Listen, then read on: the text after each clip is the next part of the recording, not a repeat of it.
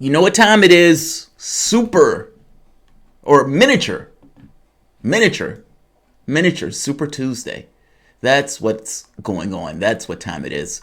So let's do a blending, contribute appreciation, and also a mini Super Tuesday election monitoring analysis. I thank you all for joining me. Yeah, welcome to the show. This is a late night soapbox. We're going to be going into the night covering news, politics, and of course, the election. Not to mention your questions on contributor appreciation. So, this is going to be a long night. Welcome to the soapbox.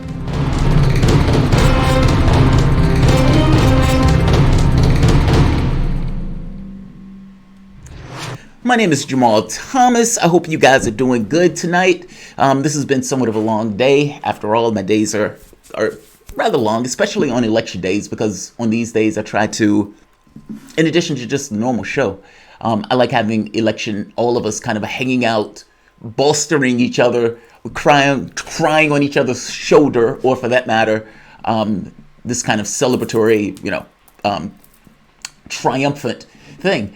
So tonight, we're going into another election. Now, I keep saying this because Michelle, our producer, she nailed it with this particular one, effectively saying Super Tuesday wasn't all that super for one Bernie Sanders. And he is going to have to turn that around tonight. Now, he doesn't have to win every state, and that needs to be understood. And to some degree, this is a thing of expectations in regards to what's expected of Sanders versus how he actually performs. If your name is Bernie Sanders, more than anything else, you just need to survive. You need to survive. Everyone else is out of the race. Great.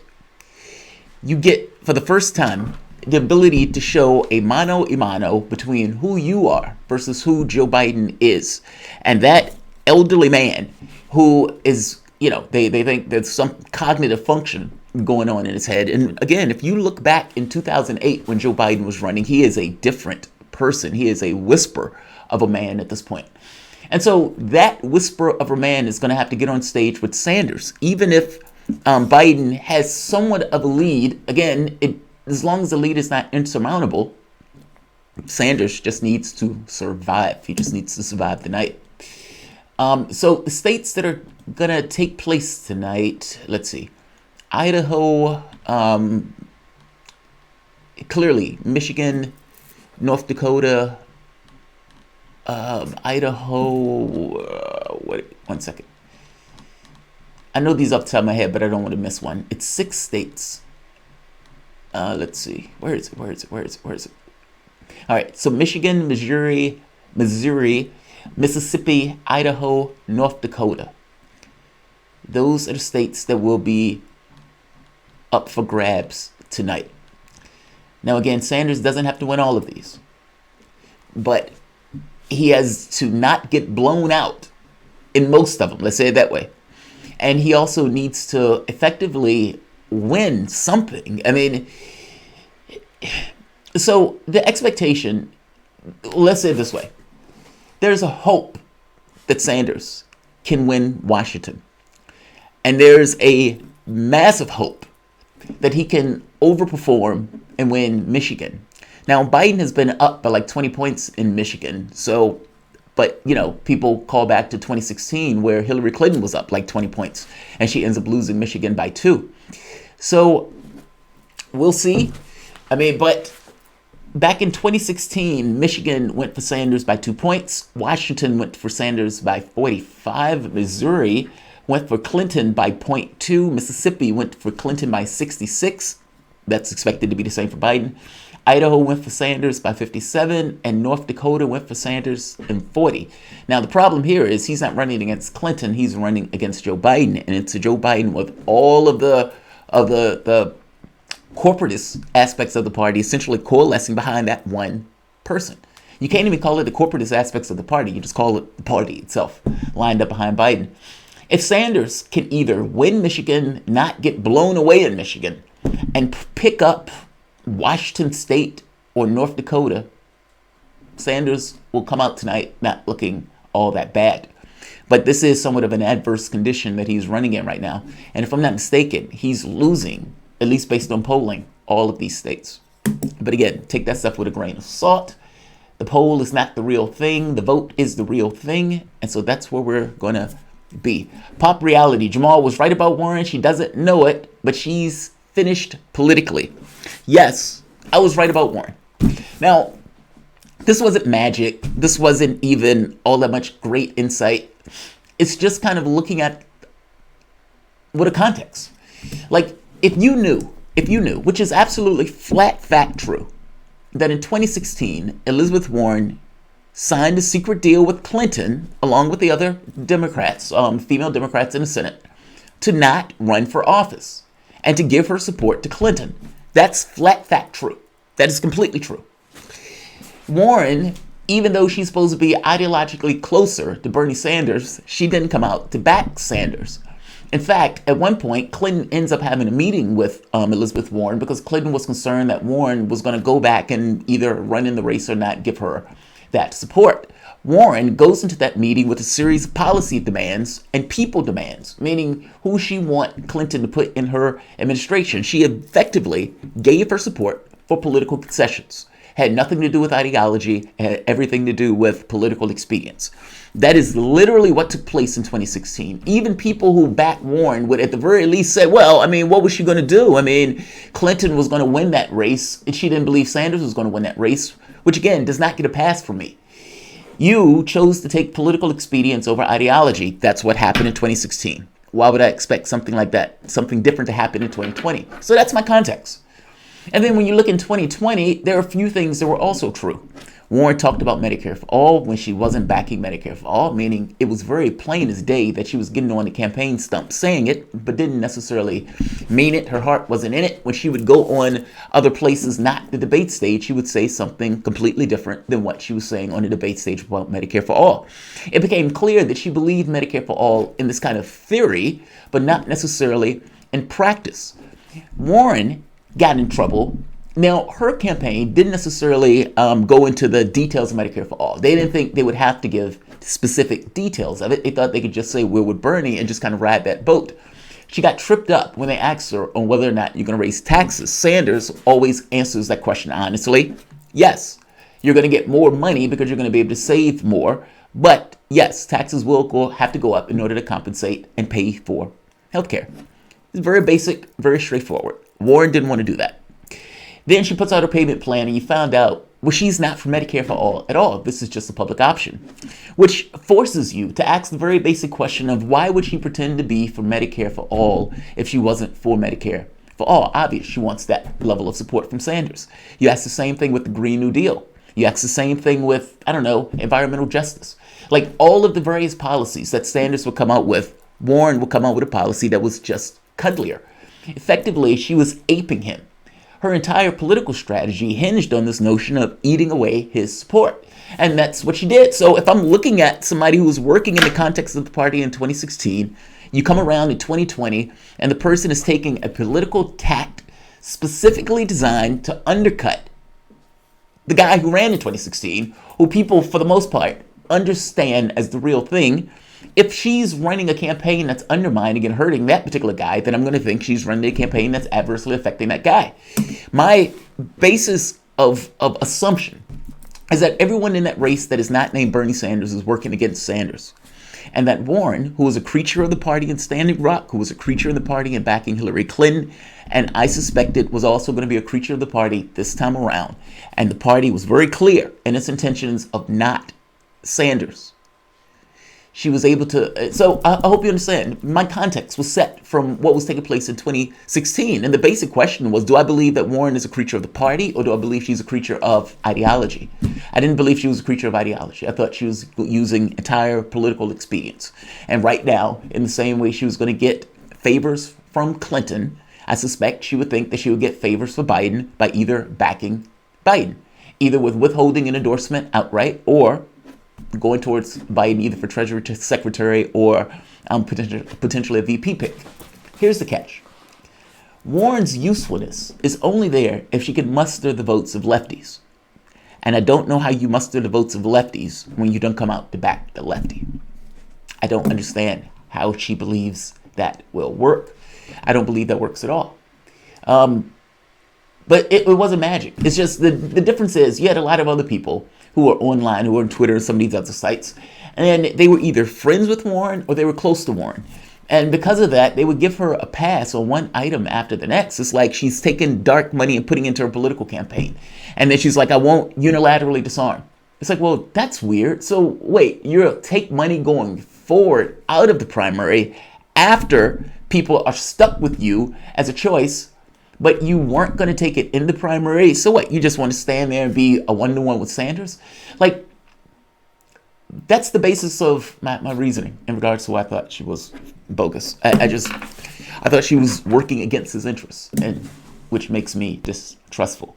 And yeah, that gets worse as it goes further on at a certain point. I don't know how anyone even argues with me on the point. Here's a catch. A guy. Did Warren believe that stuff? Did Warren believe that stuff? I told you in the beginning, I didn't know what Warren was. I don't believe she was for Medicare for all. I didn't buy that in a heartbeat. And the moment that she was found to be lacking on this notion of Medicare for all, then her other policies, by definition, will also have to be called into question, right? This person who gets on one debate stage after the next and screams at the height of her lungs that she's for Medicare for all, and then she puts out a plan and it's not Medicare for all, it's Pete's plan. It's a public option. And so it's like, well, what does this mean in the context of a Green New Deal or criminal justice reform or a Wall Street speculation tax or whatever? What does all of that mean in the context of a person who can't even be trusted for one of the most basic, straightforward policy proposals? Meaning, if you're running a campaign being disingenuous and lying, then I'm going to call into question the things that you're calling for policy-wise. You can tell me anything. It's a secondary thing on whether or not I believe you. That is where Warren ran into trouble, this disingenuousness. Now, the catch becomes, though, if Warren was legit, and if all of those people that were backing Warren believes her and believe she was legit, then answer me this. When she said I was for Medicare for all, when she said she's for a Green New Deal, when she said she's for a wealth tax, when she said she's against corruption and getting rid of money in politics, when she said she's for all of these things, corralling Wall Street, all of that good big stuff, lefty priorities, great. And the guy who is the original person for those lefty policies that the left almost unanimously chose as their warrior, that guy who the left, for the most part, fervently believe means it. She gets out the race and she does not support that guy. In fact, while she's in the race towards the last few months, she relentlessly attacks that guy while effectively letting the other guy off the hook, meaning the corrupt one, the one who wasn't her close friend and ally. She then utilizes a super PAC to keep her in the race just long enough to split the vote on Super Tuesday to weaken Sanders' chances and the narrative going forward. That is exactly what happened. And if she's working that way, and it seems to be in the benefit of the Bidens of the world or the right-wing Democrats of the world, then why would I just kind of assume that she's being a useful idiot in this process? She had agency in 2016. She has agency now. And if she's not coming out and backing the guy who's pushing for these kind of lefty ideological positions, then maybe she wasn't really for those positions. That's my point. Listen to the reporting that took place on the Hill. This gentleman is having a conversation about what went on behind the scenes in Warren's camp and why she doesn't come out to endorse Sanders. Have you spoken with folks in and around the camp? By the way, notice this is Ryan Grimm doing this. Ryan Grimm has burned his reputation like nobody's business of trying to back and shuck and jive for one Elizabeth Warren. So it's interesting that he's the one that effectively is saying, hey, have you heard anything behind the scenes? Have you heard anything behind the scenes? I've heard a lot of people say that Warren doesn't owe all of these lefties anything. I disagree. I mean, basically, she ran this campaign, tried to pull support from the left. And then the moment that she ends this race, all responsibilities from the standpoint of a constituency that she literally went to get their vote ends. You have multiple people that with Warren campaign that ran with Warren who are out there trying to push for Sanders right now, shocked and don't understand why she wouldn't endorse Sanders.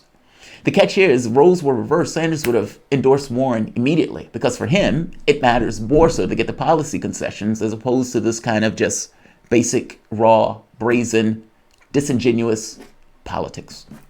Let's hear the argument that Warren is mad at Bernie. Warren is mad at Bernie. She didn't like those snake emojis. So yeah, fuck the Green New Deal, fuck healthcare, fuck all that other stuff. Those snake emojis. Campaign who can kind of lay out the rationale for why not to endorse Bernie Sanders? Yeah. Oh, yeah. I've talked to a few people, and of course, they're talking. They're asking to be anonymous to speak more freely. And they say this: she's not happy with Bernie Sanders. Why? He kind of stuck it to her, didn't he? Where did he go just before Super Tuesday? He went to Massachusetts, her home state. He campaigned in Boston. He campaigned in Springfield. He kind of almost seemed like he was poking at her. And his allies, some of his top surrogates, think the squad especially was saying some really difficult and tough things about Elizabeth Warren, saying it was basically time for her to get the heck out of the race. That really hurt her, I think, from at least what her campaign aides were telling me. And I think that was also a reason why she's in no rush to endorse a guy who used to be considered one of her closest friends in the state. Have you spoken with... Isn't that wild? I mean, think of what he just said. Think of what he just said. Warren's feelings were hurt. And because her feelings were hurt, these big policy proposals that supposedly she was pushing for this big structural change that she's been screaming about for a year and a half to 2 years, that's off the table now. She doesn't really care about that now because Bernie Sanders and those goddamn snake emojis hurt her feelings. Sanders has never said a bad word about Elizabeth Warren. She's full of shit. Basically, I would wager more than anything else, it's just political expedience. Either she's going to get a Treasury Secretary position, or there's some other position that she's going to work with Biden in the same way she was going to work with Clinton. You all have been had. This woman has never been on your side. She's not a lefty. She was saying all of that stuff just like Obama was saying hope and change. Didn't mean a goddamn thing. She was saying it and only to exceed and get through the race.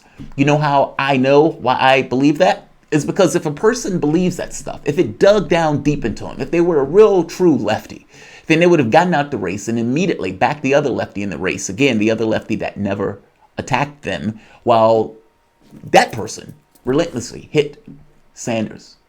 That's utterly astonishing. Warren should be primaried. Warren should not get any support from any lefty ever again. And she was never going to get my support. Almost just by definition, bad behavior deserves to be punished. And if you're not going to support the guy who's supposedly ideologically closest to you in 2016, then don't come around in 2020 looking for my support. That should just be, almost like a word of God. But we'll see. I would imagine there may be some people who still thinks Warren is okay and still backs Warren. At this point, I don't know why. Marcus Will, has Bernie Sanders got an endorsement from a dropout candidate? Yes, he got one from Marianne Williamson and he got one from Bill de Blasio. So yeah, he got two. All right, so Michigan polling apparently is going to be later than expected. It was supposed to stop at 8 p.m., but they were saying they have some difficulties apparently at the polls. Now, Mississippi and North Dakota are Central Time. In fact, all of these are Central Time. So it's going to be a little bit in the evening when the information starts falling in. Sci-Fi Nation, Bernie needs to stop calling the other candidates his friends. Yes, I agree. He needs to start playing hardball and give them a taste of their own medicine. I agree. 1,000% agree. And look, to some degree, he has gotten more aggressive, even though, it's like you're trying to get the guy to change his stripes. So, for example, he was on the debate stage the other night, did an amazing job at the town hall, no issue with the town hall, and they asked him a question about Joe Biden's mental faculties, because Joe Biden has been losing his mind. Like, it's just obvious and it's clear. In fact, let's go here first. So, they're trying to act as if the Russians are pushing this idea that Joe Biden is losing his mind. It's almost like they think the American public is just utterly stupid. Some of them may be. Hopefully, there are enough people to know that they're being had, and this is just being used for political gimmicks to get them from point A to point B without asking real legitimate questions about Joe Biden's mental state or the degradation of. This is Joe Biden at I think this was an auto plant, and he nearly comes to blows with one of the auto workers. Let's listen.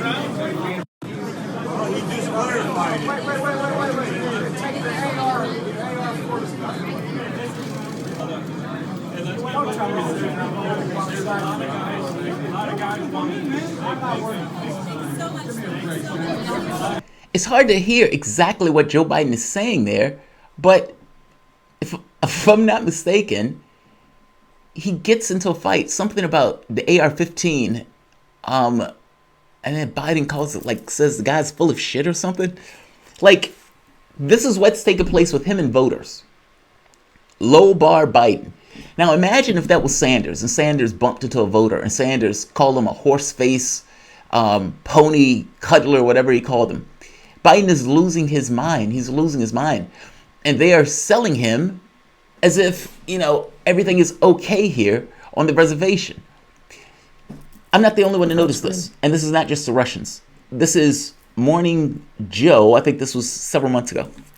There are growing concerns among Democrats, Corinne, in terms of whether he's up for this. As Joe and I was just saying, that the pace is only going to pick up. The campaign has largely, other than these debates, kept him out of a lot of big public moments in the public eye. Yeah. What are you hearing in terms of Democrats' concerns about whether Joe Biden's simply up for the job? Yeah, I've heard that. I've heard that they don't know if he is going to be. This is the folks in my circle, right? The folks who are doing this behind the scenes and wondering, can he do it if he becomes a nominee and he's up against Donald Trump. This was his opening statement.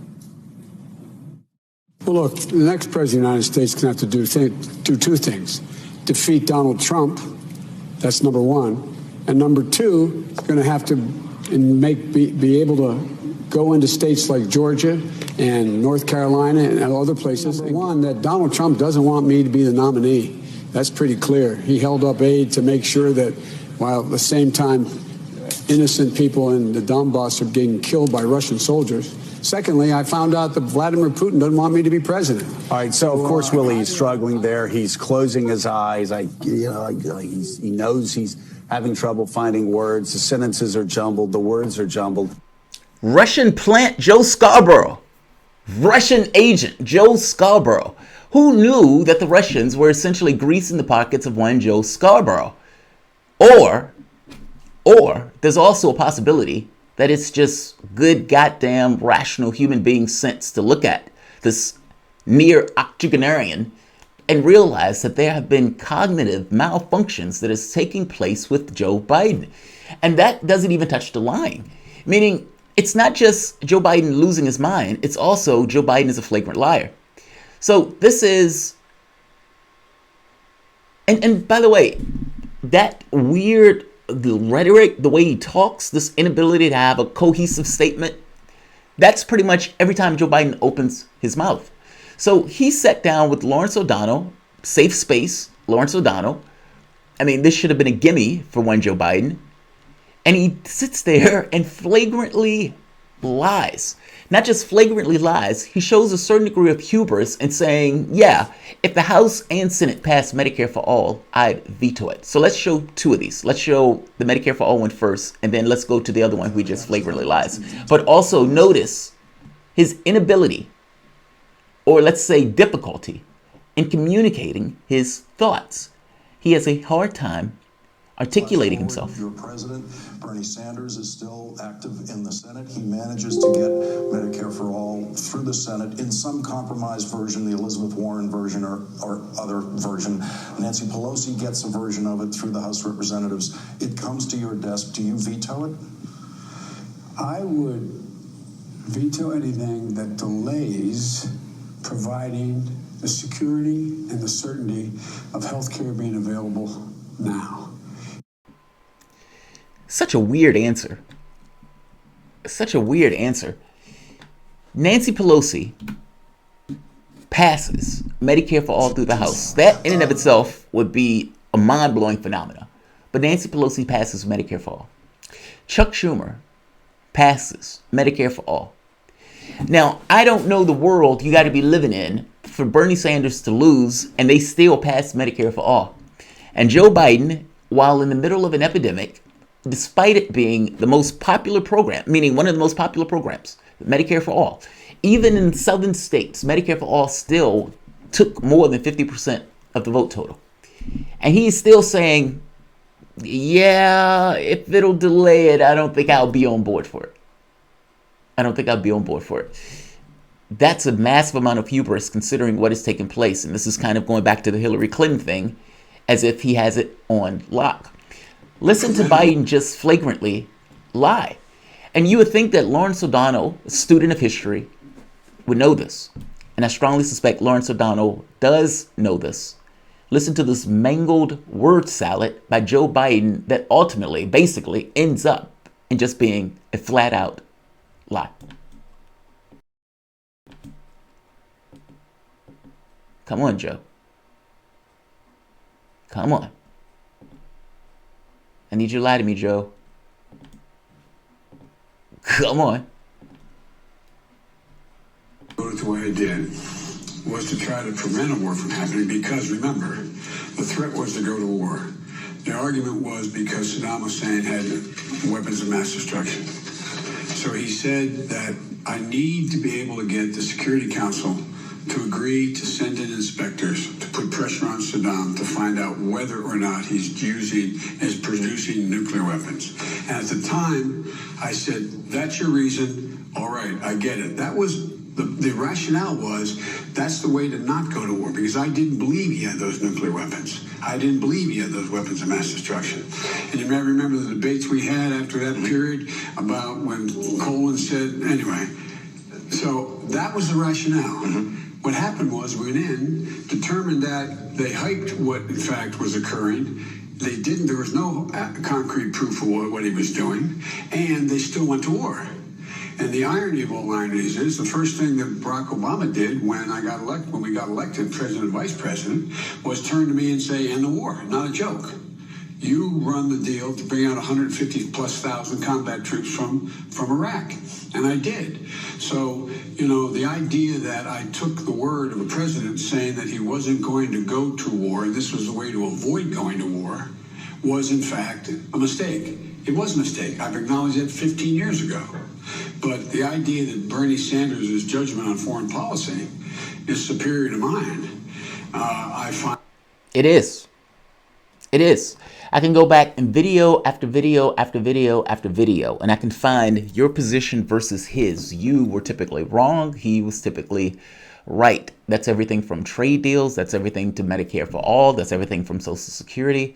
And yes, on the issue of Iraq also. What Joe Biden just said there was actually just a lie. There's not much truth in what Joe Biden was saying there. I mean, there's ample reporting dealing with Joe Biden and going back. I mean, not just reporting, ample videos showing Joe Biden still pushing and backing the war, going all the way up to 2004. But this is Washington Post. Listen to this last part. Mr. Powell's evidence, they're talking about Colin Powell, including satellite photographs, audio recording, and reports from detainees and other informants, was overwhelming. Senator Joseph R. Biden Jr., the senior Democrat on Foreign Relations Committee, called it powerful and irrefutable. Powerful and irrefutable. So now, Joe Biden is saying, I never believed Bush. Back then, he was calling it powerful and irrefutable. Is he losing his mind, or is he just lying? Or is it a combination of both? They're not mutually exclusive, you know. He could be losing his mind. He also could just be a flagrant liar. Unfortunately, Sanders has given him such a pass on these lies that it becomes, he's been giving Joe Biden such a pass on these lies. I mean, whether it was calling him corrupt or whether it was Nina Turner going after him for the black vote, he just didn't seem to have it in him on this stuff. Sci-Fi Nation, right. Cool Blue 71. Let's see. Hold on. Cool Blue 71. There we are. I'm in Michigan. Votes for Bernie Sanders is in 2 time zones. Eastern time, mostly as well, Upper Peninsula on Central time zone. It fully closes at 9 p.m. Excellent, Cool Blue. Excellent. All right. Digital graffiti. At this point, I trust Russia more than a DNC. Isn't that sad? I mean, isn't it sad that we've gotten to that point? I mean, you did have a party that said we can cheat when we want to cheat. And we could choose a candidate in a smoke-filled room. So that gives you a certain degree of context of what to expect in 2020. I guess that's the part that I'm shocked by, right? If my name is Sanders, I'm assuming that they're going to cheat me. I'm assuming that everyone who's not named me is against me in this race. And if I really do believe that these are big existential issues, that I'm running my campaign like I am the spacecraft that's going to shield the world from being hit by an asteroid. I mean, but that's again, if you believe that it is indeed existential, pertaining to existence. Bernie Sanders got a big endorsement from Jesse Jackson. And I saw this and I was like, God damn it, man. Oh, it's a great endorsement. I just don't know why he waited until the last minute to get it. In which we live in today. Yesterday, March 7, 1965, was Bloody Sunday. For the right to vote, we lived and we died together. Bella Louisa, a white woman, auto worker from Michigan. In that struggle, Bella Louisa was killed. Reverend James Reed was killed in that struggle. And we bled. Those who fought to make it happen must not be let down today.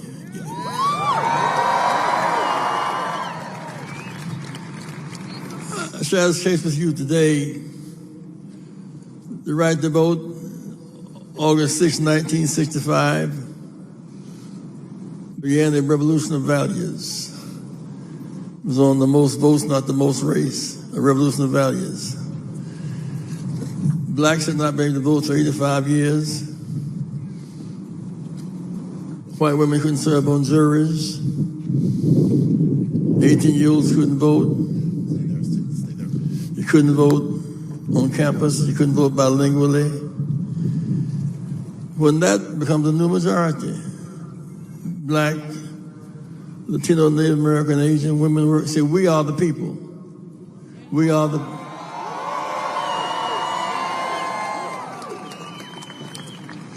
I stand with Bernie Sanders today because he stood with me.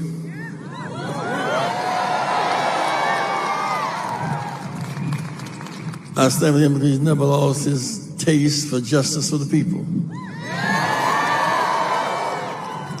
I stand with him because he stands with you.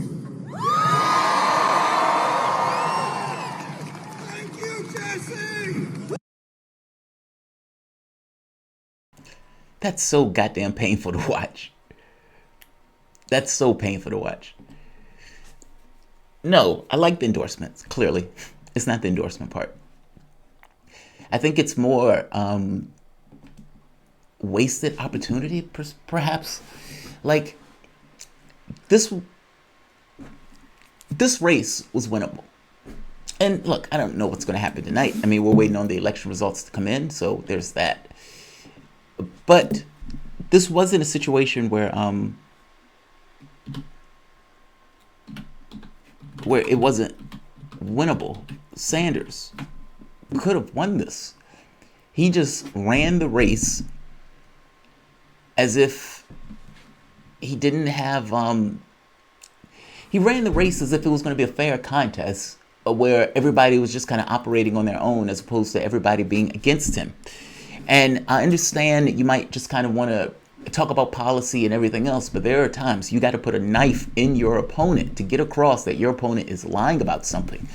And there's no jolly way to say that the person is lying. That's just, I don't know.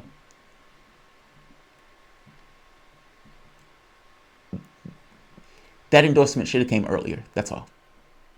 That's all. That endorsement should have came a hell of a lot earlier. Let's see, who's here?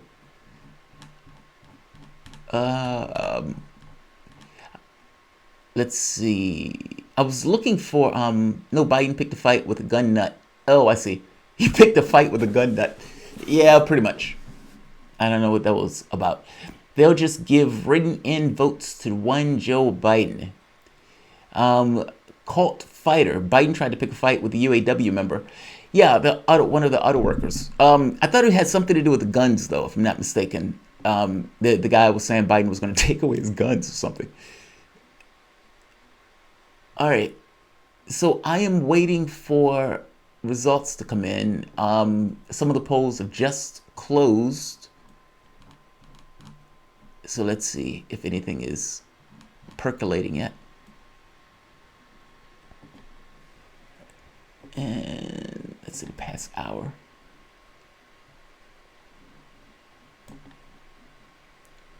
Right here. All right. 11:05, 8:15. Michigan, expect results around 8:15. Mississippi, Joe Biden won. Missouri, Joe Biden won. Jesus Christ. Joe Biden was expected to win those, so that's not necessarily shocking. Let's see. No votes cast. They just gave it to Biden. They just said, fuck it. We'll just give it to you. Same thing. Nothing cast. North Dakota, results aren't expected until 8:30, so we have another 29 minutes for those. And for Washington State, they're not expected until 11:20 tonight. So maybe what I'll do is I'll split the tally, since there's a big gulf between the other states. We'll do it that way. Biden wins with no votes. Yeah, I know, right? I know. Jared Schleiter. What's happening, Jared Schleiter? Washington Post projects Biden to win Missouri also. Yeah. Well, I mean, they expected him to win Missouri. I mean, back during the time where he was running against Clinton, Clinton won Missouri by 0.2. Actually, that ended up being a lot closer. But she won Mississippi by 66. Jesus Christ. Jesus fucking Christ. Yeah, she won Missouri by 66 votes. By 66 points. That's astonishing. That's astonishing. Talk about a group telling you we don't like you. Let's see.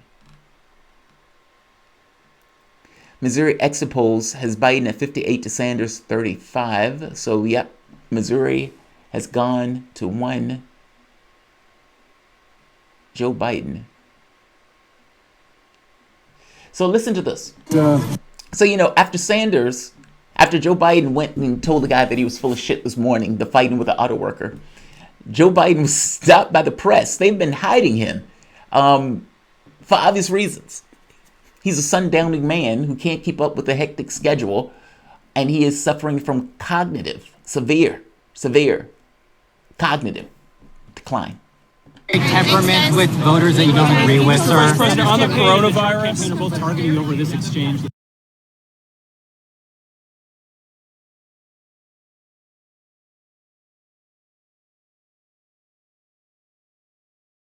Warning with a voter about guns. Any regrets about how you handled it? well, I'm surprised that Sanders is joining Trump. It just surprised me. Was it appropriate to swear at an American, though, especially a union voter? Was it appropriate? Thank you. Right temperament with voters that you don't agree with. The wild part is God, man, it's such a low bar for Joe Biden. I don't know if you guys remember the Bush election between Bush and Al Gore. Al Gore, George Bush get on the debate stage. Gore, clearly the intellectual giant between the two of them. George Bush barely had two brain cells to rub together. And they would say stuff like, oh, Gore just seemed elitist. It's like, no, he's just smarter than this other know-nothing person. The bar was set so low for George Bush that he just had to be able to chew his food without soiling himself, and he would get a passing grade. That's kind of what it is with Joe Biden. Joe Biden just walks out shuffling, barely coherent. He's been attacking the various other just random voters, asking him stuff that he didn't necessarily like them asking him, short-tempered. But the press never gives him a hard time for that. Like, I couldn't imagine if that was Sanders. They would not have just given him a pass like that. It's utterly astonishing. And he just walks by. I mean, even the lying stuff, like saying that he was arrested in South Africa, and they just give that a complete pass. Or being part of the civil rights movement. Again, they give it a complete pass. The civil rights movement is something that the campaign has to call out, though. Meaning that's something that Sanders would have to call out. It's not enough for it to just be true and nobody says anything.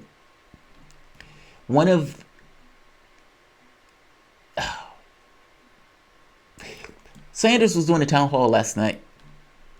I want to get into some of his answers, because some of these answers was really good. That's one of the... He knocked it out of the park, to put it mildly. He knocks it out of the park. Now, he's trying to maximize his opportunities going into Tuesday. Hence, the media blitz on Sunday and this particular item that took place yesterday. It's sometimes difficult to pull back a narrative, meaning to run the campaign in somewhat of a lackadaisical way in relation to going after your opposition. And there were certain things that you needed to take advantage of. There were certain things you needed to go after Joe Biden on that you squandered.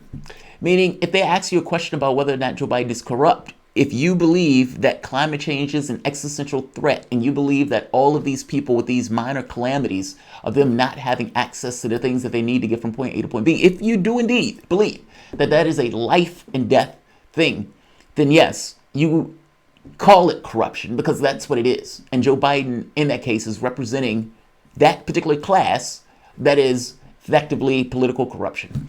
My point is, whether you want to consider Joe Biden your friend or not is secondary to the point that you are in this to win. You're in this for clear political reasons and rationale. That has nothing to do with your friendship. That has everything to do with you getting certain policy prescriptions accomplished. Joe Biden, just like every other person in the Democratic Party, mainly in the Democratic Party, is effectively the shadow cast by big business, meaning this kind of corporate class or the oligarchs give these politicians various cash. That politician gets out there and to explain policy positions. Those policy positions are not necessarily in the best interest of the American public. You saw what the policy prescriptions were that the American public wanted. You could just look at the polling in regards to what was popular with Sanders. It's a secondary question of whether or not the American public believes it can attain those. It's almost as if they've been so beaten down by these kind of just weak, milquetoast, unimaginative Democrats that what they consider to be normal is just kind of what they consider to be normal is incrementalism. It's like, it's more so sad as all hell, this notion of big things in these politics. with these big ideas that government can go and solve actual issues, meaning we as a society can come together and solve various issues. That is out the window because for the last 40, 50 years, the Democratic Party, for the most part, has taken all sorts of cash and just works around the edges. And so now when somebody comes out articulating it, where the public even believes him, knows that he believes those things, will still, despite it being in their interest, despite them knowing it will be in their interest, still turn away and say, I don't think he can win. Missing the point that Joe Biden lost.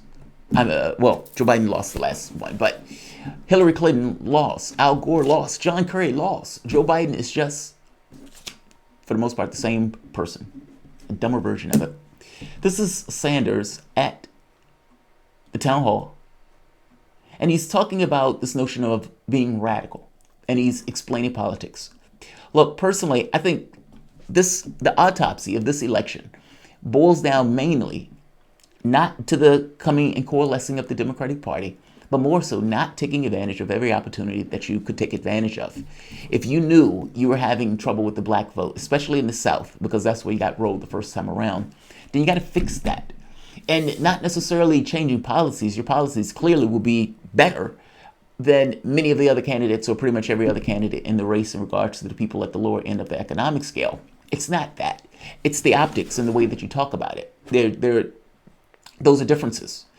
And yes, if your opponent is trying to gain some level of credibility by claiming they were part of the civil rights movement and you yourself were, and you know that they weren't, yes, you put a knife in him because it is in A, your best interest, B, it is in the best interest of the public and people who give you cash to get across that this guy is full of shit.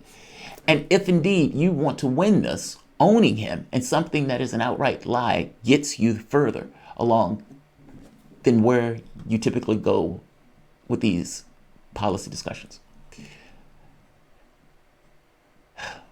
It just feels like missed opportunities. That's all.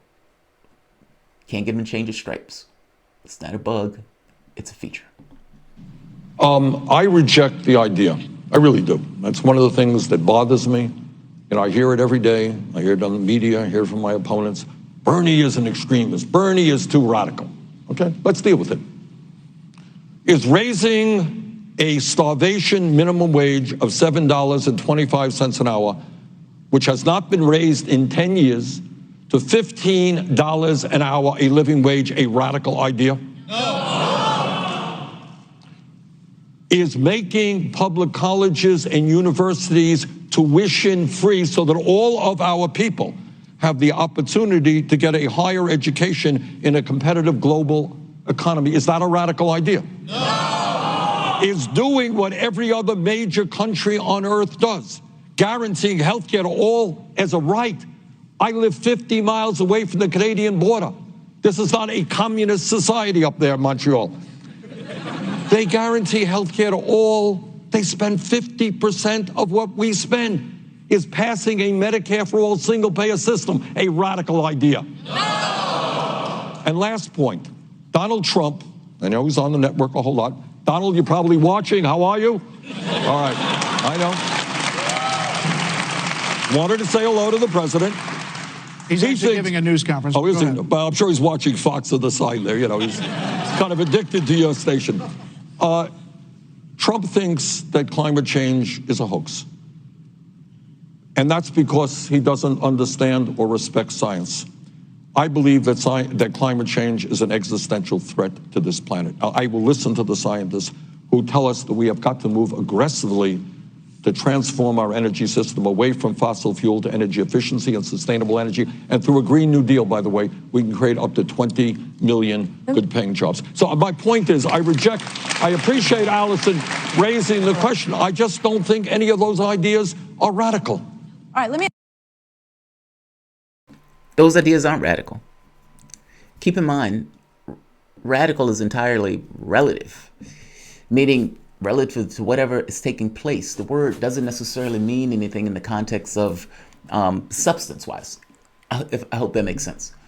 Like if you are in, I don't know, Sweden, Medicare for all would be a right-wing plan in comparison to what you have as regards to your health care. It's relative. Being radical in and of itself is not necessarily It's always in comparison to something else. It's not a thing unto itself. It's not an absolute. And more than anything else, and the more important thing has to do with what do you need your government to do? There's one of the most aggravating things of trying to get across to people is that there is no point to this existence. None. You know, if somebody builds a cell phone, you can make an argument that that cell phone was built in order to talk to somebody. If somebody has a mouse, that mouse was built for you to interact with your computer. A human being wasn't built for any particular thing. You choose. You're somewhat free in that. Not entirely, but to some degree, you're free in making that choice. Oftentimes, though, what we end up doing is just small incremental choices from wherever we are, changing small, tiny, incremental movements. Every so often, you might get a big revolution, but ultimately, people just stay into the familiarity of what they're used to. And oftentimes, they don't necessarily have these wide deviations. So Sanders comes in and says, let's do Medicare for all. And you have some people who, despite would benefit magnificently, still come away with believing that they can't have nice things. And despite it being in their interest, they would still believe he can't win. If you dig into this notion of why he can't win, that's the part that gets much fuzzier. And they don't quite understand, and I understand why. I mean, to some degree, that's a bit of propaganda that's been dumped into the populace. You look at what takes place in the context of like the way it sets the narrative. That's all. Ultimately, what people consider to be a normal standard politician, Al Gore, Hillary Clinton, Joe Biden, those people lost. And they've been losing for generations at this point. Meaning Al Gore lost, John Kerry lost, Hillary Clinton lost. I keep trying to make this point because even though people consider these people to be normal standard politicians, and they may consider Sanders to be radical in relation to these kind of standard line creatures of politicians, it doesn't mean that they're more electable. It just means you're more familiar with them. There's a difference in those things. Obama, when he ran that race, he ran as a lefty. Obama understood that the public was looking for something fundamentally different, and he gave them something, at the very least in optics, that was fundamentally different. Soaring, expansive rhetoric that didn't mean one iota. Elect me, my name is Obama. That's basically all it meant. God, man, it's just missed opportunity, that's all. Not to mention, he's on Fox News making that argument, which is even cooler. Pop reality. I'm furious that Bernie won't knife Joe. He's effectively saying he's okay with a guy with dementia being leader of the nation. I've sent $800 to this guy. And so that's the other part, right? Because there's another part where Sanders is asked, because keep in mind, Sanders was supposed to be getting more aggressive. That was what he was supposed to be doing. And he was supposed to come out opening both barrels, going after Joe Biden. And yet, when there's an opportunity that I believe Joe can, he says stuff like this. Look, if your name is Bernie Sanders, one of the main sticking arguments that you should have been making from day one, the moderates lost. Hillary Clinton, Al Gore, and John Kerry, all of them lost. Joe Biden is the same person. If they don't have that much energy and momentum going into this election, they will lose again to Trump. And hit that point home relentlessly. Is it existential or not? Meaning, are these really big, expansive issues that you are the person to answer for, or not? Now, if they are, then I need a little bit more energy from you and willingness to go into areas where you may deem to be uncomfortable. I mean, after all, it's not the most comfortable thing in the world to, have to reset a bone. But under emergency situations, if it's between that and getting an infection, well, you may be better off resetting that bone. I'm making the point that, yes, there will be situations where you'll get into uncomfortable situations. But the necessity of the moment and the gargantuan nature of the moment and the potential of the moment incentivizes you to go beyond your comfort zone in prosecuting this particular case, especially if it pertains to existence.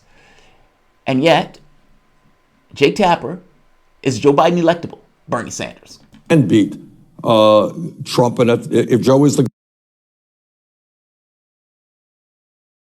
And this goes back to what a lot of people are saying with the friendship. Joe Biden's my buddy. Joe Biden's my friend. I think Joe is the candidate. I'll do everything I can to make sure that he does.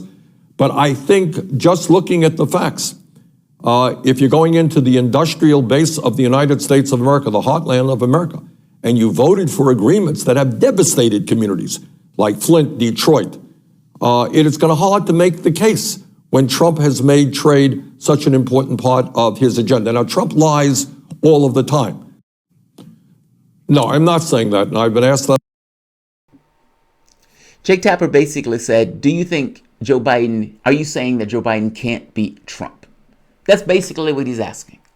And the only appropriate answer to that is no, I don't think he can beat Trump. And then you say exactly what you were going to say after that. Again, you don't have to be mean, you don't have to be nasty, you don't have to do any of that stuff. But you do need to make the point that, no, I don't believe this man is going to win. I think he is going to lose. He's having issues remembering, issues with his speech, issues with energy.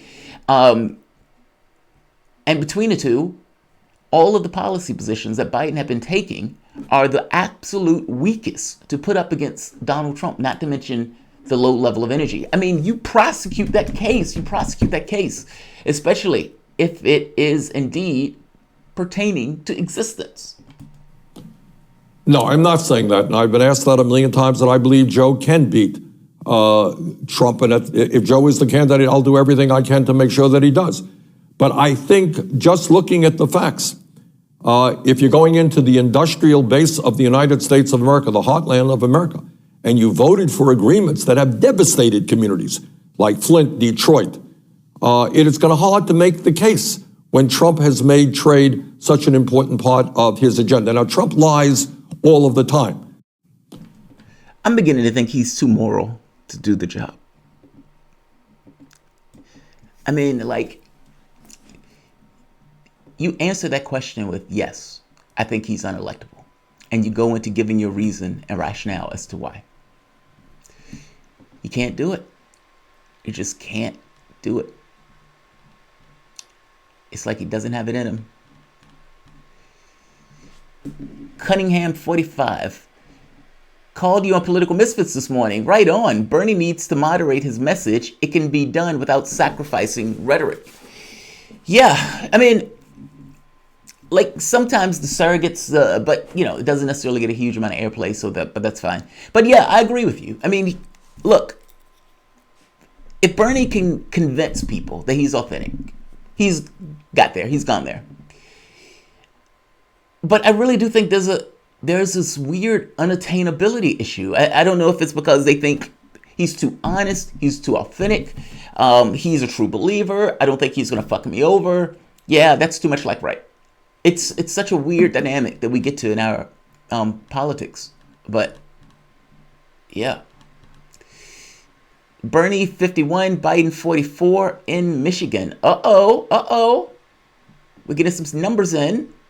All right, so let's see what's going on in Michigan. All right, 4% reporting. Biden at 54%, Sanders at 41%. Well, that's not sexy at all.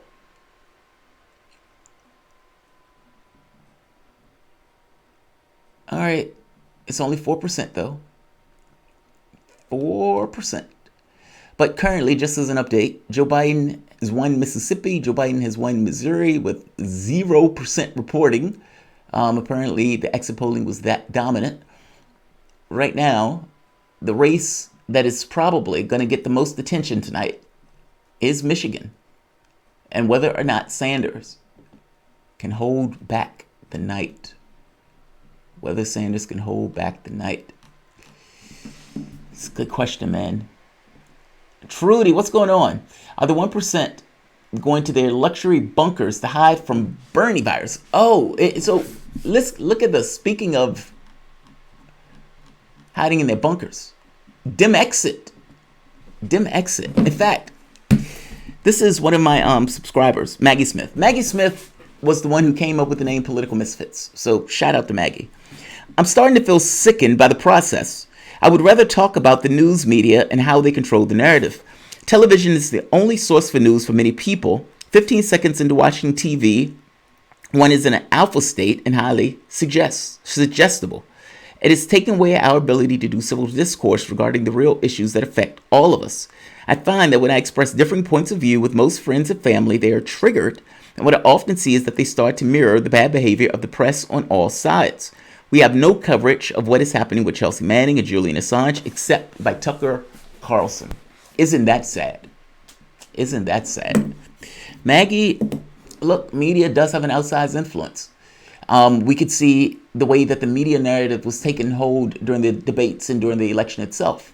Buttigieg literally was a creation of media. I mean, that's all he was. Klobuchar, even Joe Biden to some degree, meaning after the Super Tuesday win, and South Carolina win, nothing had fundamentally changed for Biden with the exception of him winning that race. But media immediately kicked into the comeback kid narrative, allowing this kind of major swing and momentum change in the race all at once. So, but yeah, Maggie, you're right. You're absolutely right. The question becomes, what does the left do? Bob and I are going to get into this tomorrow, but I think it's a fair point to ask what happens with the left. Meaning, if this doesn't go well, and if Sanders is not able to either take Michigan or keep Michigan close, meaning he gets blown out of Michigan. And to be honest, Michigan may not be the death nail, but definitely he can't get blown out. Even if it's not an issue with the delegates, it becomes an issue with the narrative going forward. It puts him in adverse conditions. Now, there's a debate that's coming up. Sanders just needs to make it to the debate. It's like one of those horror movies where the guy is running. He's out of energy, out of sweat, bullets. He has blood all over him. He's just trying to make it across border. That's what Sanders is right now. He's trying to make it across the border. Moderate his mess. You mean flip-flop on the positions? Well, he doesn't have to change on positions. Look, if I am having a conversation with an African-American demographic, now Sanders can make a conversation. He could just have an argument on policy. And I would listen to that as an African-American and say, yes, he is in my material best interest, because whether the person is white, black, gay, straight, whatever, they're still functioning in the context of class. They still need food to eat, medicine to take, somebody to take care of their kids as they go point A to point B or as they work. Those things are just part and parcel to being a person. That's not a race thing. That's a person thing.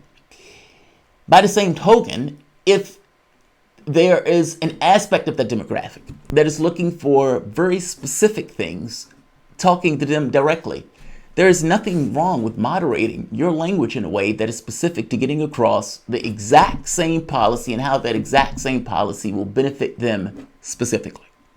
I see nothing wrong with that at all. There's no conflict of interest. There's no change. It's not a lie. All of those things are just true. It's just moderating how you talk about it. It's because what I'm realizing is not everybody functions in this context of class. And you have a lot of people who are looking specifically for this notion of, what are you saying to me directly? Look, to me, the issue is class. I don't know what it's like to be within the context of your experience. I do know what it's like to be a person. I do know what it's like to have my own thing. But I would imagine that people have their own lived experiences to some degree. It is impossible for me to entirely know what that is. What I can do and what we can understand are issues of class and work towards those particular ends to ensuring that each of us are all made whole. But yeah, sometimes in order to even get to that point, it takes a moderating of language. I'm furious that Bernie won't. Oh, read that one. Brent McKinney. Neocons now voting for Biden in open primaries. Wow, that's amazing. Well, see, I remember at one point they were saying that neocons was voting for Sanders because they thought that Sanders would be an easier contest than Biden. If they're being honest with themselves, they have to know that Joe Biden is the weaker of the two candidates. They have to. I mean, in real terms, one guy gets up, does a 7-minute speech that is rambling and incoherent. The other guy has been doing a press blitz and has been doing 3 and 4 barn burner rallies going for like an hour of speaking time over the past few days. It's not even close. It's not even close. All right, so right now we are at 6% reporting. Biden 52.5, Sanders 42.7. Now Biden was up by like 20 points in the polling. And so it's not a 20-point loss so far, so I suppose that's positive. Nor have they called it like they did Mississippi and Missouri. So again, I suppose that's positive. All right, 10% reporting. Biden 52.5, Sanders 42.2. 42.2. All right, let's see.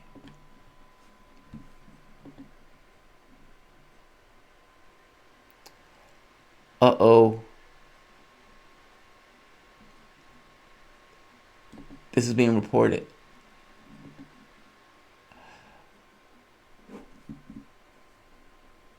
Biden wins Michigan primary. Now, I need to get this corroborated before I go with this. Let's see. Yeah, Google hasn't called it yet.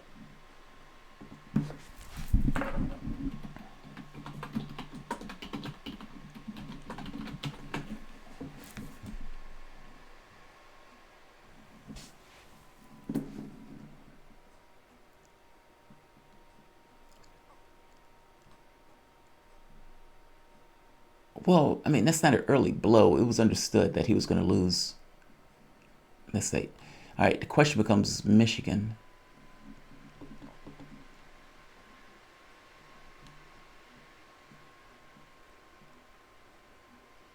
Let's see. New Michigan absentee rules could impact Biden and Sanders' race. Okay. Bernie Sanders was looking in Michigan on Tuesday to rekindle his presidential hopes. The state primary has the largest delegate prize of this week, right? Voters will enjoy expanded rights in Michigan's first major election since the approval of the 2018 constitutional amendment that has resulted in a surge of early voting, which began January 25th. People who now can cast an absentee ballot without needing an excuse took advantage, submitting 804,000 through Monday, compared to 447,000 at the same point in 2016 by the competitive Republican primaries. Wow. All right, I was looking for something a little bit more specific, like, results.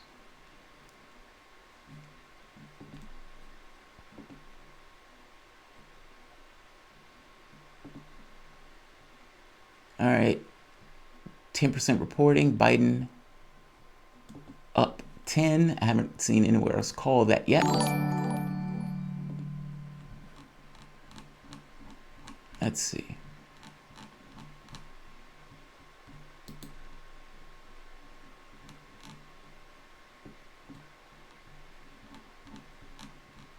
All right. Now, let's see. All right, just to recoup, Biden takes Missouri and Mississippi immediately, like as soon as it turns on.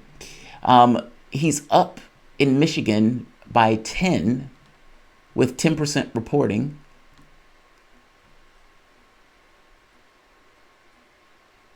Wow, look at the black vote. This is numbers like, this is Buttigieg numbers. Biden got 96% of the black vote. 96% of the black vote. Now, let's put that in context about what that means.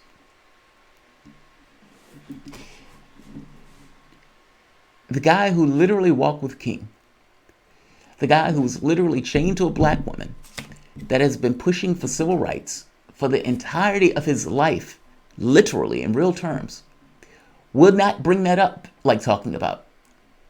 The guy who was not part of the civil rights movement, who was working with out-in-the-day racists and segregationists, who put through a crime bill and pushed for that crime bill, knowing the crack to cocaine disparities in regards to meeting blacks versus whites and the disparity in prison sentences. The person who tried to take down Social Security and Medicare and Medicaid, these particular policies, that was against integration in regards to busing. That guy is getting the black vote. That guy never shuts up lying about actually being part of the civil rights movement, where the other guy never brings it up. The guy who continuously lies about it ends up with 96% of the black vote in Mississippi. Isn't that some shit? Isn't that some shit?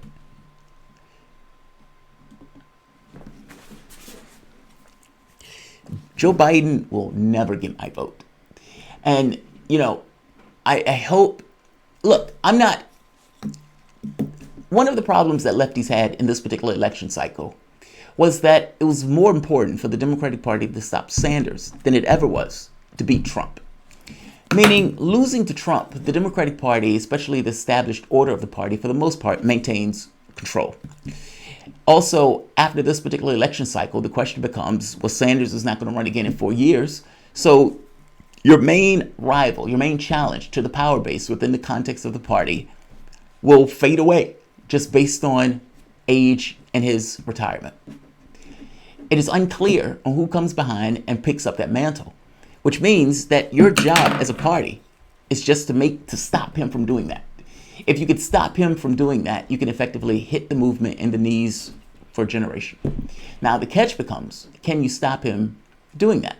And, you know, in the various states, it seems like they are, to some degree, able to stop him from doing that. Now, if that means Joe Biden loses to Trump, though, that matters less. That's the point I'm trying to make, and I've been trying to make that for months now. It's not enough for lefties to kind of make this argument of, oh, Joe Biden will lose to Trump, Joe Biden will lose to Trump. The establishment of the party knows that. They don't care. They believe that Sanders, who would fundamentally transform that party in the bricks, will transform that party. They think he's a bigger threat because in some real terms, at least from the things that they care about, which is maintaining their power, he is. You have no idea how much this burns me. Like, voters over 60 years old in Mississippi, 96-3. 96-3. The guy that tried to cut their Social Security, that tried to freeze their Medicare, that was working during the time where they were being bussed, or their relatives were being bussed or something to that effect. This guy was out there actually working against their interests, pushing back against the civil rights movement. This was the guy that was working with racists. This is the guy who said they didn't know how to raise their kids. This guy gets 96% of the black vote over 60. That is fucking infuriating. That is infuriating. When I am like screaming bloody, like red face at Sanders over this notion of the black vote, it's because of that. Because that didn't have to happen that way. But you do have to have some level of ability to say that this guy is lying if you're going to ever contest that particular vote. Ben Riley, here in Ohio, and there's nothing I can do. I know Ben O'Reilly. ABC has 25% reporting in Michigan. Joe 52, Sanders 54. All right, let's see what we got in Michigan. They got 11% reporting, 52-42. Let's see.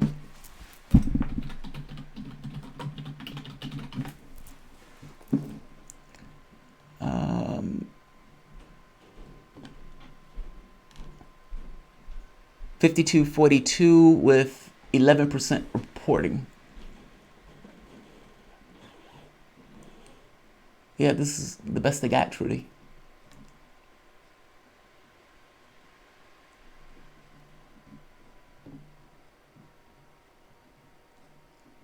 Let's see.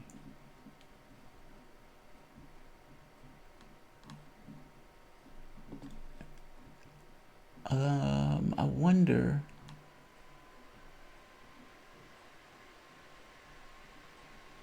All right, it's too early to call Michigan, where some of the polls remain open. God,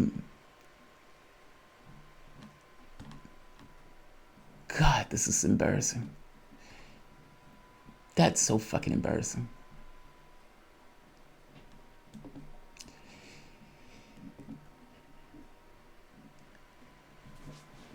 Trudy, Bernie only has to say Trump will hit Joe with, and yet he doesn't do it, Trudy. I mean, he does it in a mild way, but he doesn't do it where he puts a knife in the person. It really should be put in a really sharp way to get across that Joe Biden is Hillary Clinton. Joe Biden is Hillary Clinton. He should say that shit over and over and over and over again. Say it 1,000 times. Joe Biden is Hillary Clinton. Joe Biden is Hillary Clinton. Sci-Fi Nation. How do the networks have more reporting on Michigan than the official site for Michigan? Yet another way for mainstream media to control the narrative.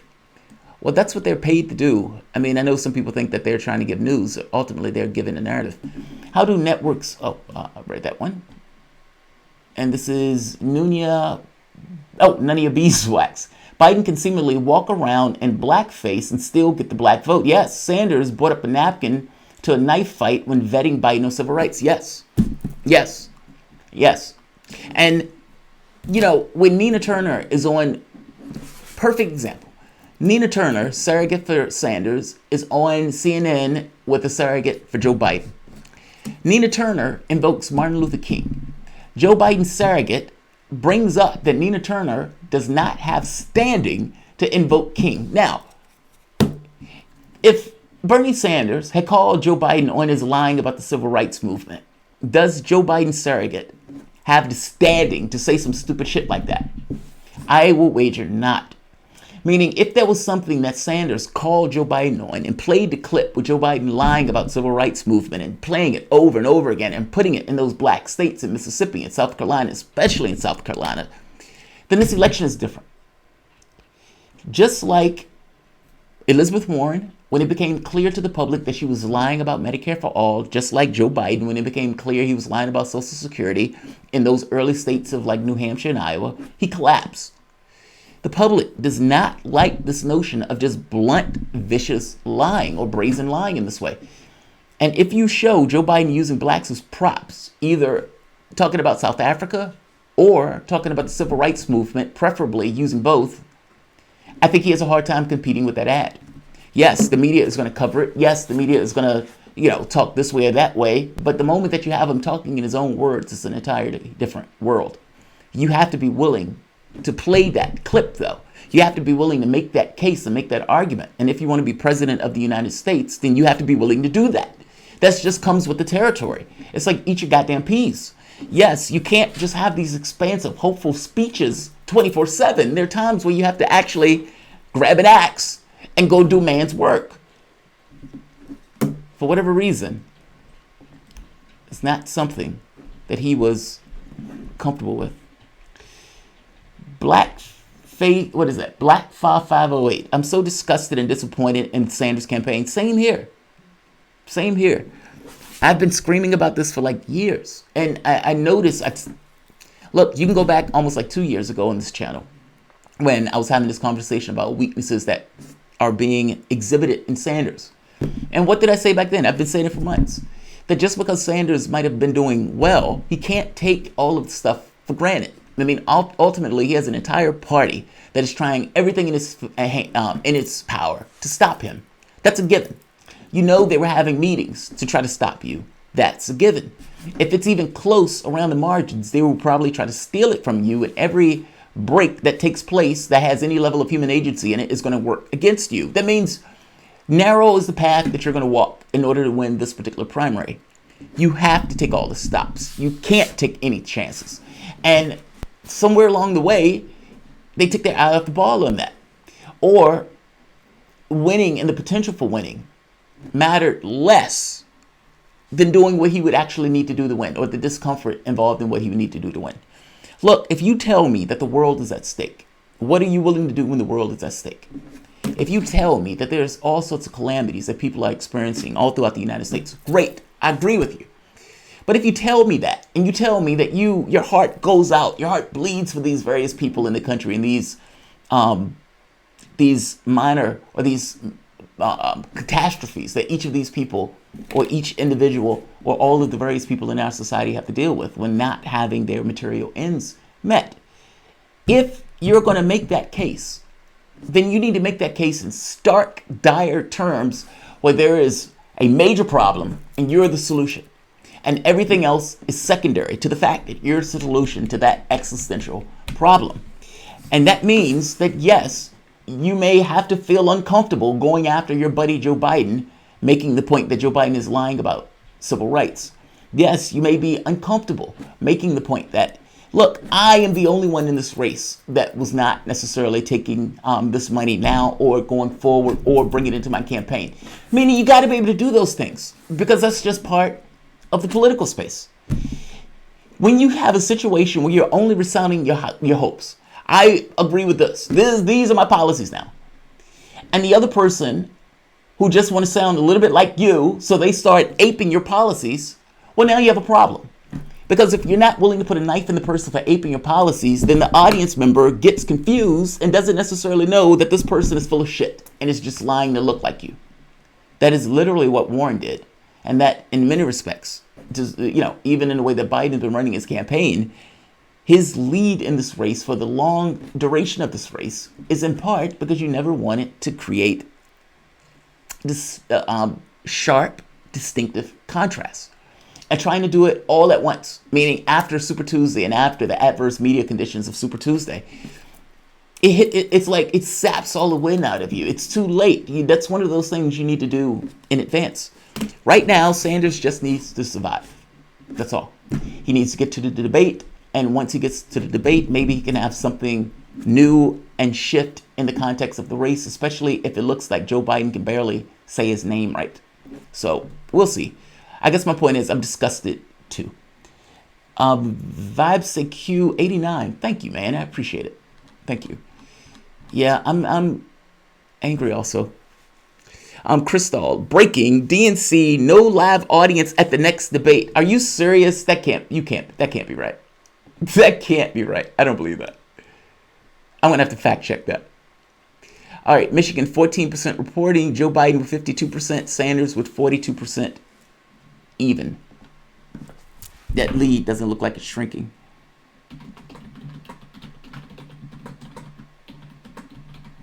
All right, let's see. Are you fucking kidding me? Listen to this. Breaking. Welcome back. Coming up on 7:22 Eastern Time, and during the break, we received some news. Sunday's debate was always going to be unique because we're down to two, but we now know it's going to be unique for another reason. It's going to be even lonelier than that. This is a debate that's going to be hosted by CNN on Sunday in Arizona. And they have just announced that there will be no audience for that debate. We have seen this happen with international sporting events. The prospect has been raised that we may start to see this with domestic sports events as well. Things happening in front of an empty stadium or an empty. All right. So basically, they're trying to say that the coronavirus will most likely the rationale for it. I mean, look, Italy has shut down entirely. I mean, it's like an entire big red zone. I don't know what Europe is going to do in regards to the freedom of movement of people. At some point, you would think that was going to have to come to a head with countries being very dicey about people going into their borders. And you're talking about a large swath of people potentially dying, especially if you're talking about people who are older than a certain age or that are infirm, that are ill, or have some kind of weakness. And so, if you had millions of people die, that would be minor. That would be mind-blowing. And so they've started to take more and more precautions. Now, the United States has no excuses. Ultimately, we saw it coming, and instead of us trying to prepare for it, we took the opportunity to play politics and hit China on this stuff. Well, now it's here. I was looking at reports showing apparently a major spreading of the coronavirus in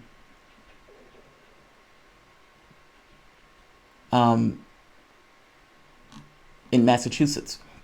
So listen to Joe Biden. Joe Biden is talking about the coronavirus. Again, a whisper of a man at this point. Is the fact that an elderly person who's worried about or is in a nursing home and has Medicare or is working in a way that all their bills are covered from Medicare, They're saying, well, I'm okay. Don't worry about this.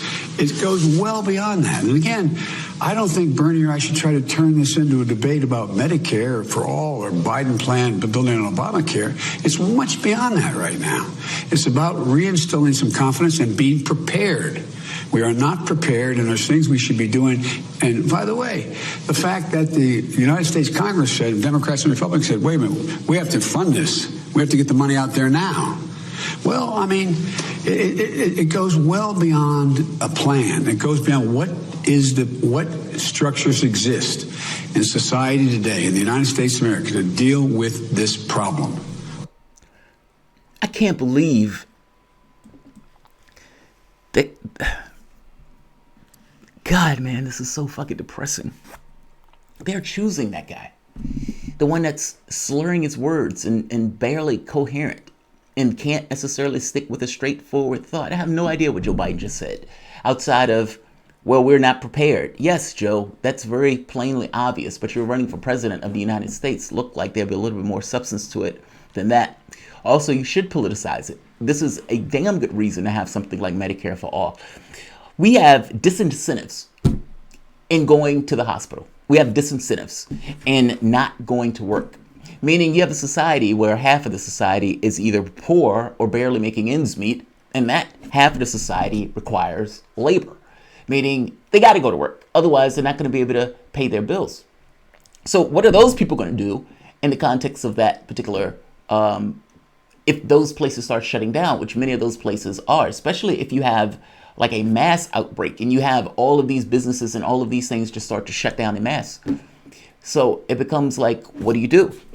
You have this other situation where people don't necessarily want to pay the bill to potentially go to the hospital. In and of itself, again, all of these things, both of these things to some degree are structural in the way that we organize our culture. I mean, our cultural framing, let's say it that way. This notion of the rugged individualists. But we're not rugged individualists. And it makes it that much more clear when you see something like this that has a societal or global impact that shows how connected each of us are. I mean, look at the stock market, collapsing, utterly collapsing. Why? Because all of us are integrated at this point. We have news and information at our fingertips that something happens on one side of the globe and within a few seconds on the complete other side of the globe, you know about it, you have an opinion of it.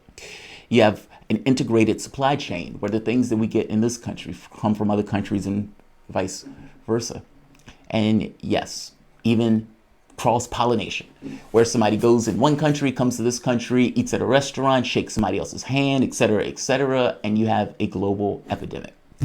We're connected. The things that happen in one spot do affect somebody else. It's not like you just kind of breathe out and no one else inhales that in. Like your very fact that you're connected on this world creates an interlinking between all of us. Medicare for all should be brought up in the context of something like this. I don't know why you wouldn't. I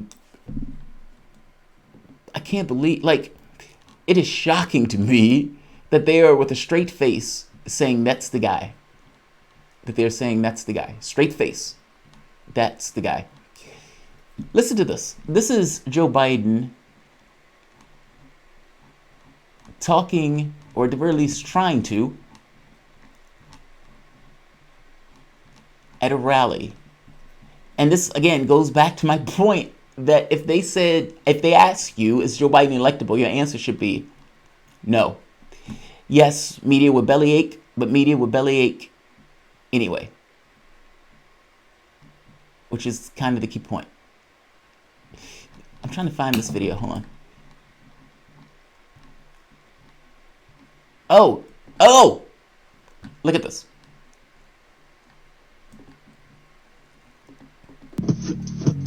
I don't know nobody else that's doing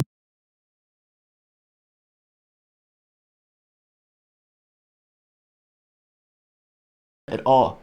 And you know as well, there are a lot of people out there, when I made the point that said, Elizabeth Warren didn't come to your rescue in 2016, why should you come to hers in 2020? Meaning, if she wasn't willing to back your guy in 2016, why the hell would you ever give her your support? Well, there are a lot of people who are giving Warren their support, who bolstered her, who gave her credibility, some level of progressive bona fides. And now, And now the person who you guys boosted and supported, who wasn't for Medicare for all, that you got to believe that is so thin-skinned and petty that she is for these really big items, but she just don't come out because of snake emojis. No, she wasn't for that stuff. It was politics. She's a creature of the party. And she took a political position that would allow her to sap away support from Sanders, meaning to injure the avatar of that left. You didn't think it was weird that she continued to attack Sanders even after it was clear she wasn't even going to win a state, even when she was using the super PAC just to keep her on life support, just to get her through Super Tuesday? You didn't think any of that stuff was strange, that this is supposed to be a lefty, she's supposed to be in an ideological camp of Sanders, but she continuously attacks that same Sanders? It makes all the sense in the world if you look at it from the context of a party working in tandem and working in unison, understanding that if Joe Biden or the establishment exceeds the primary contest, then she will be justly rewarded, just like she would have been rewarded in 2016 with Clinton in those policy concessions. The difference in this case, though, is Warren, as opposed to even having the optics, meaning if Warren is expected to do anything other than maybe being a creature of some kind of administration, you would think just in concern for her own political career that she would have sense enough to endorse Sanders. Because her usefulness is only insofar as she can pull the left. And if the left gets to the point where they just abandon her, they just consider her, you can't vote for her because of the way she behaved in this election in 2016, how does she get elected again? Is there enough of a non-left demographic to put Elizabeth Warren in office? Or if Joe Biden wins, he would probably put her into his administration. Does the left forget what Warren has done in 2016 and in 2020? That's an interesting question. Right now, with Sanders fighting by himself for lefty priorities, holding up this particular banner of the left, Warren is doing this on SNL. Yes, she's effectively dancing on SNL. Nothing else better to do. Nothing better to do. This is the person that all of those lefties and apologists boosted.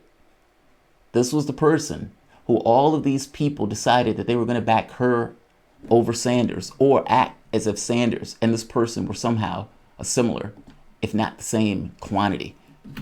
She is out here breakdancing and whatnot when Sanders is still running in a contest. He never hit her. He never went after her. He never would even create a distinction between her and himself. Even when it got to the point where she surpassed him in the polling, he continued to be the little engine that could and still would not create contrast. If Sanders would have lost that race, he would have gotten out of that race and backed her immediately. Because to him, the actual policy ideas are the thing that matters more than anything else. It's an ideological choice. But that wasn't true for Warren in 2016, so why would you believe it would be true in 2020? Because it's not. I told you, I have no idea what Warren is and the policies that Warren would push. Warren was just saying whatever she had to say to get from point A to point B. And now that the election is over with, the canard is shown for what it is. A person who actually believes in those things would not let snake emojis get in the way of them actually pushing for those policies. That's why, it's like, do you honestly believe that snake emojis is the reason why Warren isn't backing Sanders? Or do you believe it's a fig leaf and she's not backing him for the exact same reason she didn't back him in 2016? She's a creature of the party. I was absolutely right on Warren this entire time. But I think the indignity of this, especially for the people like the Ryan Grimms and the Emma Vigelands of the world, is that the person who they boosted and the person who they backed, who they wouldn't shut up about, that person is back here breakdancing right now. While they trying to get their policy goals accomplished, she doesn't back them at all. So fucking sad. God, I'm so glad I wasn't taken in by her. But unfortunately, a lot of lefties were. And that did not help in this process. All right, Michigan is at 21%. Joe Biden is at 52.8%. Sanders is at 40.9%. So it doesn't look like that lead is shrinking. Warren pulled a whole 0.1%. She pulled a whole 1%. Yeah, that doesn't look good, folks. That does not look good. Got to stay strong. Keep a tight upper lip. Don't let them see you cry, man. Just don't let them see you cry. Let's see. More black Democrat primary voters in Mississippi supported Biden by a vast majority over Sanders, Biden's biggest win yet among blacks this primary season. Yeah, I mean, but that was kind of expected. And by the way, I don't care if blacks don't like to be called the establishment. If you're voting for an establishment politician, you are effectively the structure that's keeping that up, which makes it that much more sad. You have a bunch of useful idiots that's going out there fighting for somebody who is out there fighting with segregationists or for segregationists, for fuck's sake. So, I mean, honestly, man, this is one of those. I feel the same way about this that I think I feel about poor whites voting for Republicans. Same thing. Exact same thing. All right, let's see. Just in, Sanders is returning home tonight to Vermont.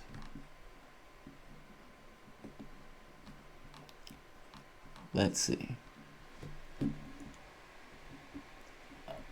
Missouri was brutal. But we knew Missouri and we knew the other one was going to be brutal. Still waiting on Michigan.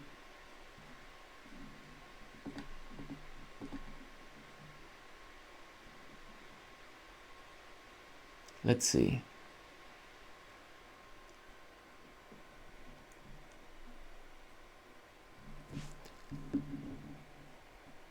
CNN is frantically spinning Joe Biden threatening a union worker in Michigan as a very good move. Biden called the man a horse's ass and threatened to slap him, asked the man to go outside. That's astonishing. That is astonishing.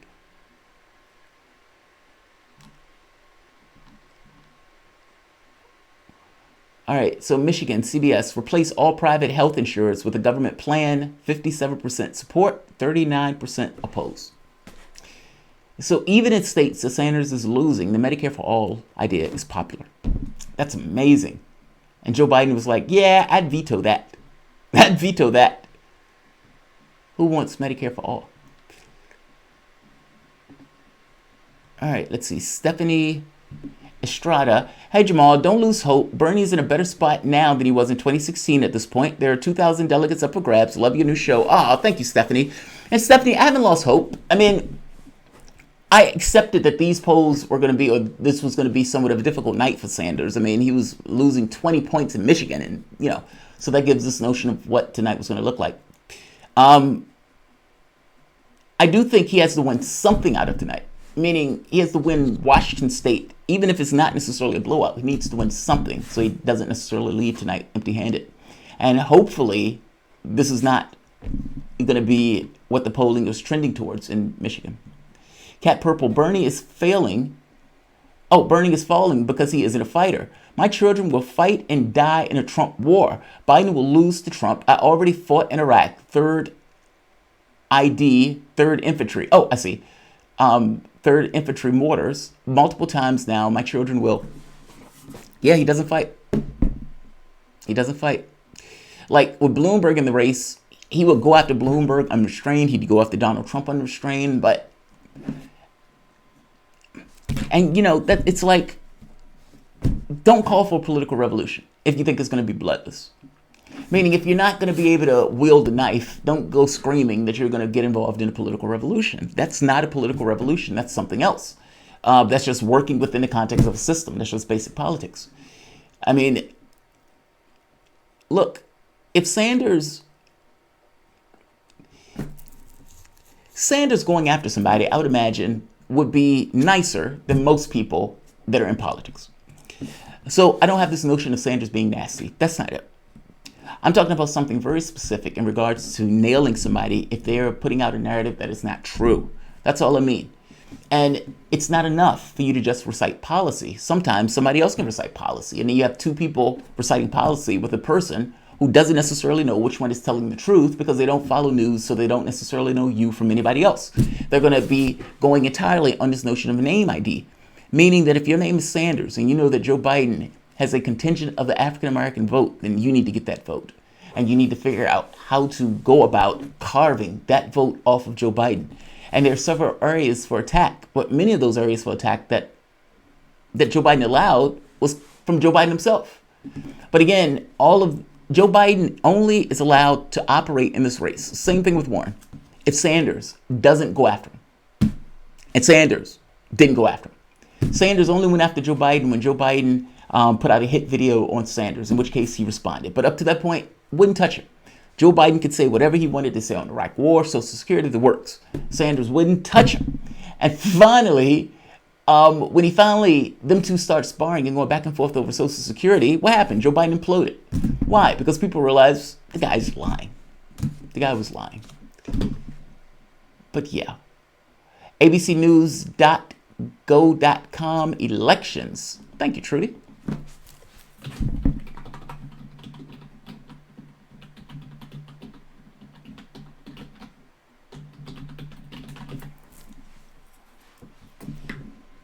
All right.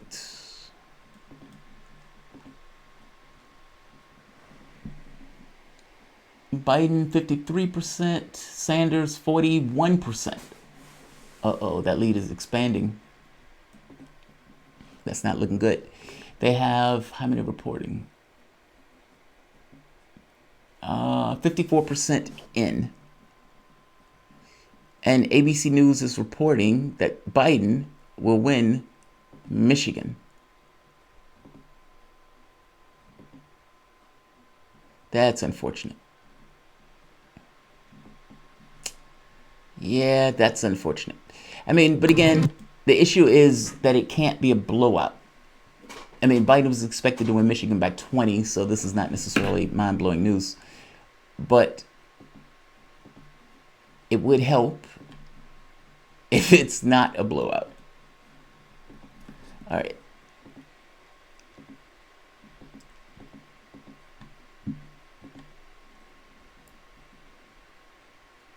Let's see.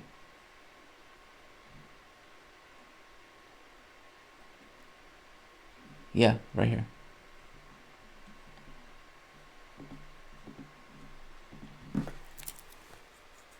Joe Biden wins Michigan Democratic primary, NBC News projects.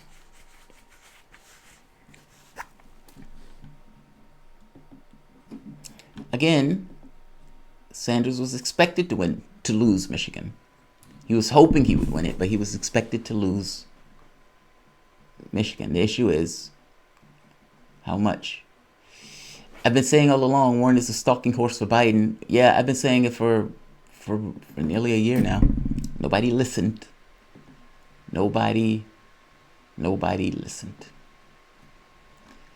And I got to be honest, whether a person believes she was a stalking horse for Biden or not, why would you go for the echo?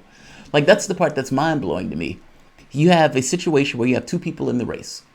One person you know is authentic. You know the guy's a true believer. You know it. The other person, not. And giving the person who's not any level of credibility over the person that you know just seems weird to me. Not to mention, she was a creature of the party in 2016. I didn't understand why people thought she was going to be any different this time around. But Biden takes Michigan. Biden takes Michigan. All right.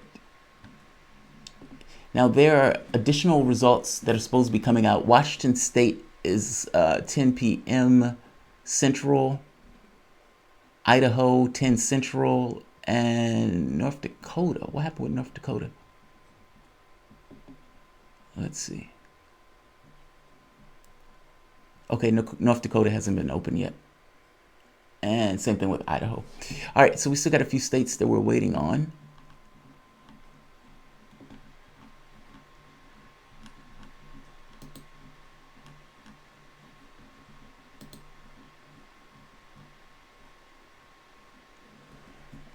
Let's see.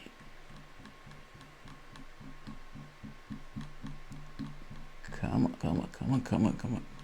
There we are. Elijah Freeman, fighting by myself. Oh, Tulsi. Yeah, well, you saw how they excluded her off the debate stage. Like, Tulsi gets the delegates. And do you honestly believe that if Elizabeth Warren stayed in the race, that they would have made the debate requirements where it would have excluded Warren from being on the debate stage? I don't believe that one iota. They changed the rules again to allow Tulsi to kick her off the stage. That only helps Biden, by the way.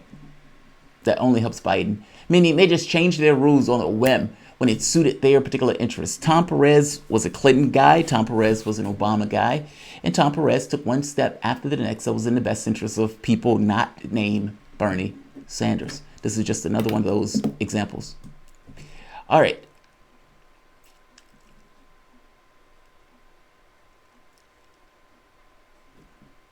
I'm going to end this, but I'm going to be back when the next set of states are coming out, 10 p.m. Central Standard. Yeah. All right, guys. So far, Biden has taken Michigan, Missouri, Mississippi.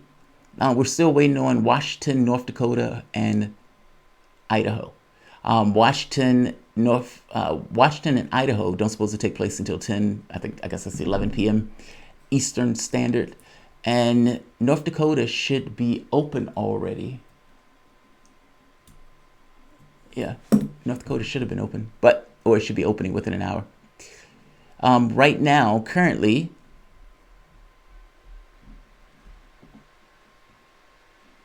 Joe Biden is at 53.1% to Sanders 41.1%. Again, Michigan just needs to not be a blowout. It needs to not be a blowout. All right, guys, I'm going to end this here. But I'll be back for the next tally or the next series of electoral votes. We knew today was going to be rough. And, this is what angers me so much about Sanders' strategy on this. After Nevada, you're going into South Carolina. That means South Carolina is the most important thing in the world. It's the most important thing in the world because if you could beat Joe Biden in South Carolina, you could end Joe Biden's campaign. That means everything is on the table in regards to trying to put a knife in Joe Biden in South Carolina. And yes, including the attacks on Joe Biden's record in regards to civil rights.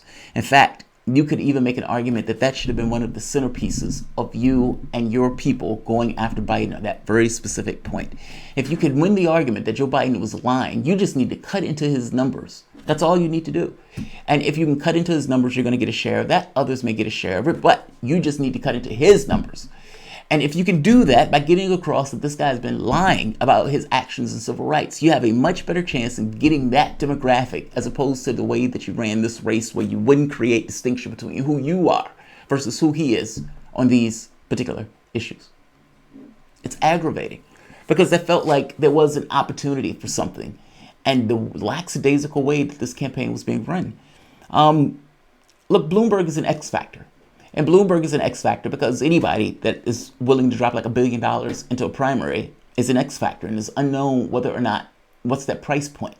So when it looked like Sanders was running away with it and Bloomberg comes into the race, sops up with several group of delegates. But again, Bloomberg is only hurting Joe Biden, so I don't necessarily care about the Bloomberg thing, but the amount of money that Bloomberg was spending in the race and then turning that over to effectively for dumping a bunch of money into Joe Biden's lap. So, the thing is, though, that if your name is Sanders, you should have assumed that everybody was going to be against you in this process. You just got to assume it. I will be back in a couple of hours. Guys, thank you for joining me. Like, share, subscribe. See you momentarily.